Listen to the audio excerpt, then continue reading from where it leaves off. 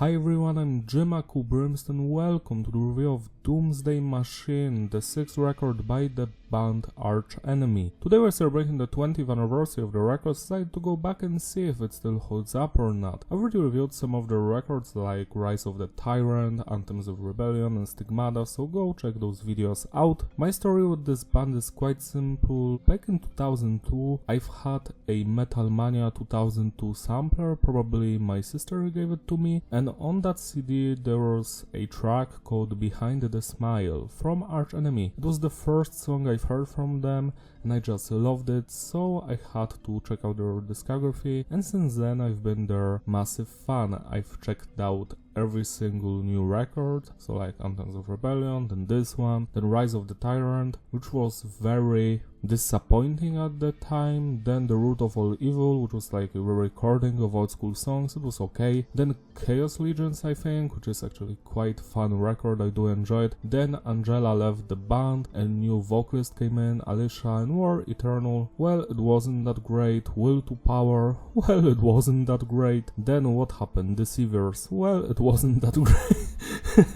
It's like a never ending, well it wasn't that great. So yeah, I am not a big fan of new school Arch Enemy. I did enjoy some of the songs on Blood Dynasty, but overall this band hasn't grabbed me at all, you know, their last 11 years of new songs, probably because both of the brothers are not in the band, just one of them, so that's probably why I feel that something is off and the melodies are too power metallish, I would say. But now let's focus on Doomsday Machine, which was produced by Richard Bengson, or however you pronounce that. The lineup here is Angela on the vocals. She joined the band in 2000 or 2001. She was from Wages of Sin to Chaos Legions in the band, so like for 12 years I think. We've got the Ahmed brothers, Michael and Christopher. Christopher quit after this record, but he came back in 2007 to write some songs on the Rise of the Tyrant, then he quit after Chaos Legions, but that doesn't stop Michael Ahmed from using some of Christopher's songs on the new records, so that's quite interesting to be honest. We've got Charlie on the bass and Daniel on the drums, so that's like the classic lineup of this band, at least for me, because this lineup would not change from Wages of Sin until Chaos Legions. It was always the same. Then from War Eternal it suddenly changed. The production is tight, it's clean but heavy, no transfer, no clipping, just the way I like it. I love how the guitars are powerful, you can hear the bass clearly, it's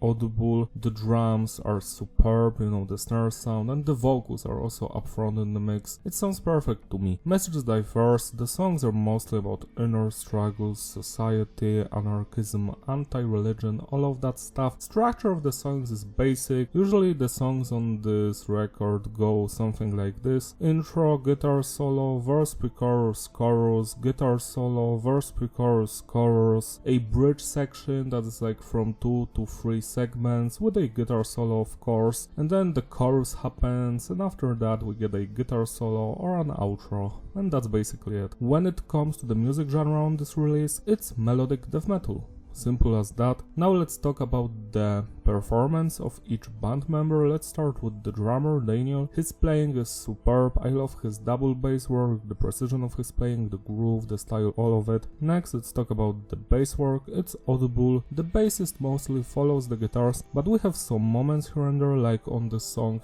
Carry the Cross, where he deviates from that stuff and he's playing his own thing, which is quite nice. I wish that would happen more throughout the songs, but it's still good. Now let's focus on the guitar work by Ahmed brothers. I love the guitar solos on this record, the more crunchier technical guitar riffs, which are mixed with more tender and somber guitar melodies here and there. It creates that cool duality of this band, where we get some crunchy brutal stuff mixed with that very melodic somber stuff, and it always works, you know, it complements each other in a way. That was always unique for Arch Enemy, like this band wasn't just melodic or just brutal, it was something in the middle, and that's what I've enjoyed about them the most. We also have some keyboard and synth elements here and there. There isn't much of them, so they don't ruin the songs.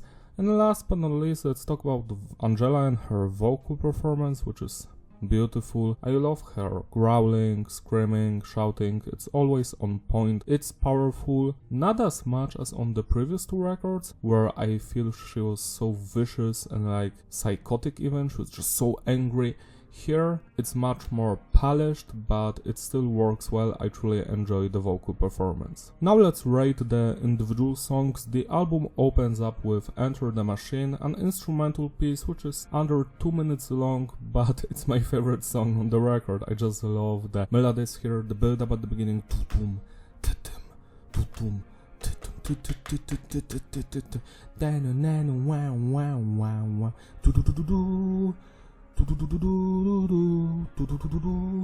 I just love those guitar melodies, they're so much fun. It's a fantastic opener, 11 out of 10. Taking Back My Soul, this one brings back that grit and evil sounding guitar riffs.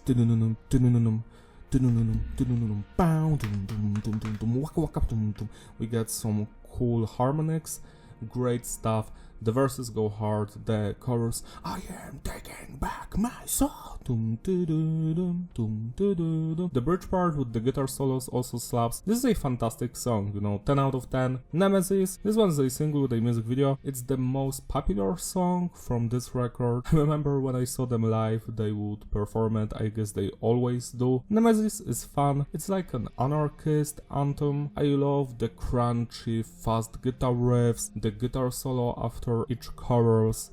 The chorus also slaps. Yeah, this is a fantastic song. It's kinda overrated nowadays. Maybe because I've heard it like hundreds of times and you know the novelty wore off after a while, but I still enjoy every single second here. It's just not my favorite song on the album. 10 out of 10. My Apocalypse, on the other hand, I love its more gritty, atmospheric nature. The crunch guitarist, love the groove here, darkness, the chorus, the verses, the bridge section, which is also fantastic. Yeah, this is one of my favorite songs here. It's also a single with a music video, 10 plus out of 10. Carry the Cross, this song has fantastic bass lines. I do enjoy its more experimental nature, but on the other hand, I feel like this is the weakest song on the album. It's just not as heavy, not as interesting as everything else, but I still consider it a great song that I never skip as I'm going through the record. 8 out of 10. I Am Legend / Out for Blood. So those are two songs just wrapped in together. I Am Legend is like a 90-second intro, which is very cool. Love the guitar riffs here, and then Out for Blood happens, which is much more heavier. It has a blast beat section, which is fabulous. I wish the album had more moments like this one. Yeah, this is fantastic. I love every single second here. 10 out of 10. Skeleton Dance. This one, I do enjoy it. It's a great song, a little bit repetitive in my taste, but I do enjoy that one little segment in the middle, which sounds very much like Chuck Schuldiner, the guitarist of Death. Love that part, and of course the guitar solos, but it's not my favorite song here. It's like the third weakest one, but it's still great, don't get me wrong. 9 out of 10. Hybrids of Steel. This is another instrumental piece. Love the guitar riffs here. The melody is tum tum tum tum wak wah. It has that slight Middle Eastern Egyptian vibe, I would say, because of the melodies. Yeah, the middle part tum tum tum tum tum tum tum tum tum tum tum tum. Love the change there. Fantastic. 10 out of 10. Mechanic God Creation. This song name drops the album. You know, the Doomsday Machine. I do enjoy it, but I feel like it's a little bit weaker than Skeleton Dance because it's just too long, like it's over 6 minutes. It should be like 1 minute shorter. Besides that, I do enjoy all of it. 9- out of 10. Machtkampf, so Power Struggle, I think. This is the only song that had the lyrics written by Michael Amott. Every other song was just Angela. I love the guitar riffs. The chorus is my favorite because the chorus is where the band had stolen their own melody. Like if you're going to listen closely to the melody in the chorus, it's the same melody that happens in their song Shadows and Dust from Wages of Sin. Not sure if you've ever noticed it. It's of course in a different tempo, but it's the same exact thing, so it's kinda funny to me. It's like Shadows and Dust Part 2. But I love every single section here. It's probably my favorite song on the record. 10 plus out of 10. Slaves of Yesterday. I love the doo-doom, pa, doo-doo-doo-doo-doom, pa, doo-doo-doo-doo-doo, pa, Love the groove here, and of course the main melody. Love that stuff.